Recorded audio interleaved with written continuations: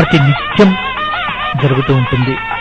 శ్రీ చంద్రమౌళీశ్వర అలంకారం పూర్తయిన తర్వాత పైన ఉన్న ఆ నందీశ్వరుడి యొక్క వీపు పైన స్వామిని అలంకరింపచేస్తారు.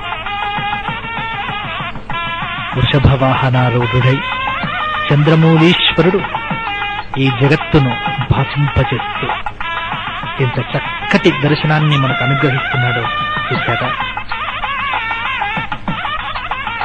వేదో నిత్యమధీయతాం తదుదితం కర్మస్వనుష్ఠీయతాం తేనేశస్య విధీయతాం అపచితిః కామ్యే మతిస్తజ్యతాం పాపౌఘః పరిధూయతాం. భారతీయుల దృష్టిలో ఒక్కొక్క కాల విభాగానికి ఒక్కొక్క విశిష్టత ఉంది. సంవత్సరంలో మేఘావృతమై మేఘమును తిరోధిమించే కాలాన్ని చాతుర్మాస్య దీక్షాకాలంగా మన మహర్షులు నిర్ణయించారు. ఆ కాలమంతా ఆహార నియమాలతో దేవతా ఆరాధనతో గడపాలని శాస్త్ర నిర్దేశం. కాళిదాస మహాకవి ఆషాఢ శుద్ధ ఏకాదశి నుండి కార్తీక శుద్ధ ఏకాదశి దాకా చాతుర్మాస్య దీక్షాకాలమని, ప్రజలందరూ అప్రమత్తులై ఆహార నియమాలతో భగవదారాధన చేస్తూ గడపాలని మేఘ సందేశ కావ్యంలో సందేశమిచ్చాడు. శాపాంతోము మే భుజగశయనాదుత్థితే శాంగపానౌ శేషాన్ అస్మాన్ గమయ చతురౌ లోచనే మీలయిత్వా.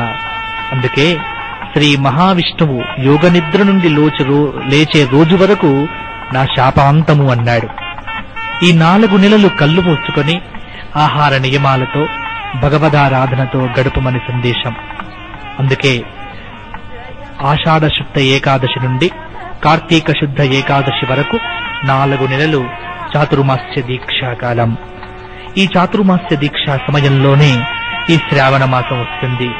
ఈ శ్రావణ మాసంలో మంగళవారం, శుక్రవారం చాలా విశేషమైన రోజులు. అలాగే ప్రతి సోమవారం విశేషంగా ఈ చంద్రమౌళీశ్వర అభిషేకం జగద్గురువులు ఆచరిస్తారు శృంగేరిలో.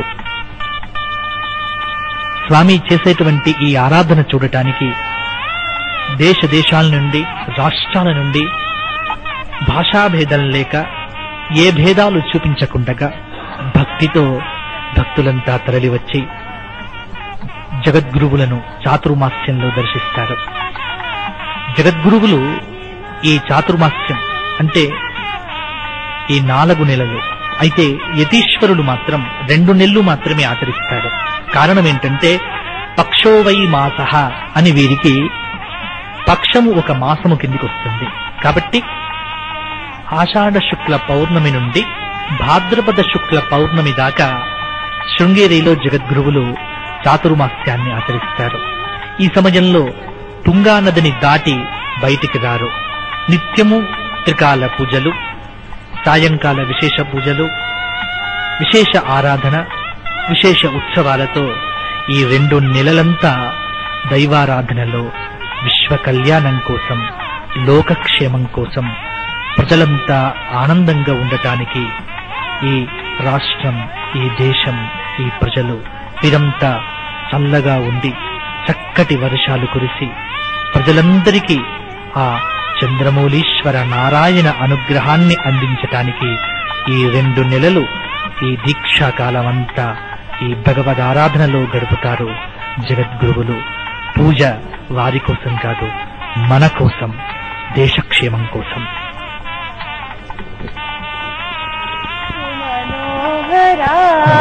పాహి మామ భయంకరా మృత్యుంజయ శ్రీశ్వేశ్వర మృత్యుంజయ శ్రీశ్వేశ్వర.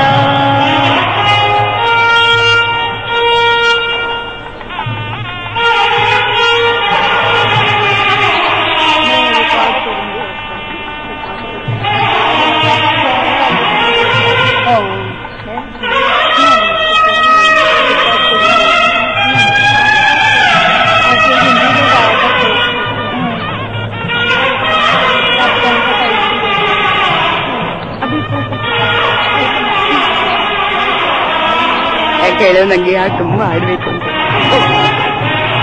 ನನಗೆ ತಂಚೆ ಬರ್ತಾನೆ ಮೊದಲನೇದು 2 ಸರಿ ಹೇಳ್ಬಿಟ್ಟೆ. ఇప్పుడు నైవేద్య సమర్పణం చేస్తున్నారు ఆ చంద్రమౌళీశ్వరుడికి. ఈ శ్రావణ మాస విశేషమైన రోజుల్లో శృంగేరి పీఠ భక్తులంతా విశేష పూజలు నిర్వహిస్తూ ఉన్నారు.